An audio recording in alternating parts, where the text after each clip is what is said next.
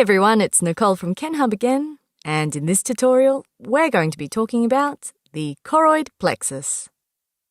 So we're going to begin this tutorial on the choroid plexus with our mid-sagittal section of the brain. And just to point out a few structures before we start, here in the forebrain we have, of course, our cerebral cortex with its sulci. We have our corpus callosum here, our fornix here, and our thalamus and interthalamic adhesion just here. And those are all, of course, part of the forebrain and the midbrain, which surround the choroid plexus. So the choroid plexus is part of the ventricular system of the brain, which is the system responsible for the production and circulation of cerebrospinal fluid, or CSF. And the choroid plexus is a richly innervated invagination of pia mater into the four ventricles of the brain, and these are the paired lateral ventricles, the third ventricle, and the fourth ventricle, shown down here in the cerebellum.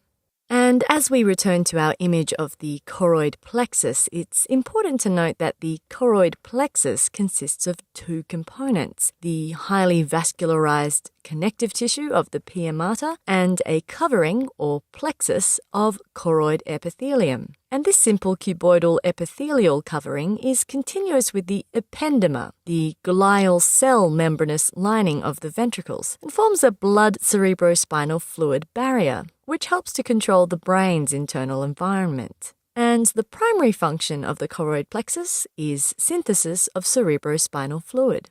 And note that this image shows the choroid plexus of the third ventricle, which is highlighted here in green. And the choroid plexus of the fourth ventricle is in this area down here below.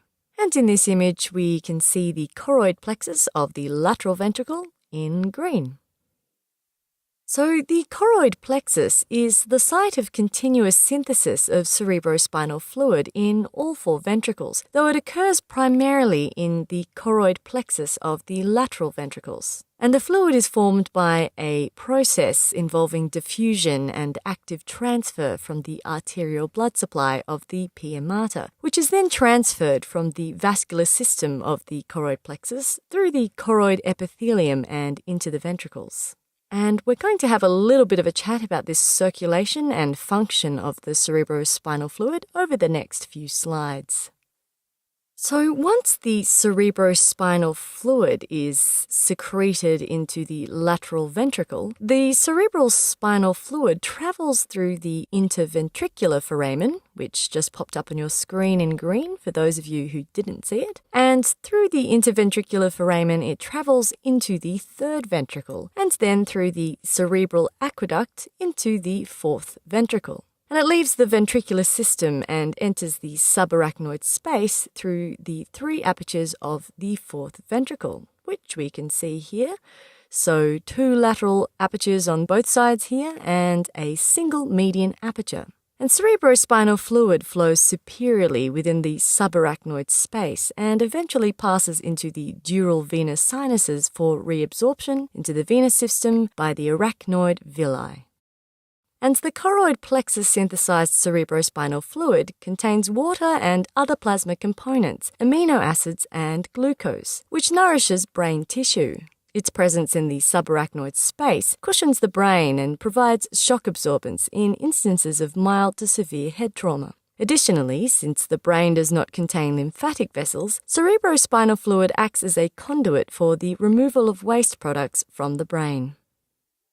In addition to synthesizing cerebrospinal fluid, the choroid plexus forms a blood cerebrospinal fluid barrier, which helps to maintain homeostasis of the internal environment of the brain and the central nervous system in general, especially during development. The blood cerebrospinal fluid barrier, which is composed of the choroid epithelium of the choroid plexus, separates the blood flow around the brain from the cerebrospinal fluid. And this barrier is said to maintain ionic homeostasis because it controls the movement of small ions and other substances from the blood side of the barrier to the cerebrospinal fluid side. This video is more fun than reading a textbook, right? If you want more videos, interactive quizzes, articles, and an atlas of human anatomy, click on the Take Me to KenHub button. It's time to say goodbye to your old textbooks and hello to your new anatomy learning partner, KenHub. See you there!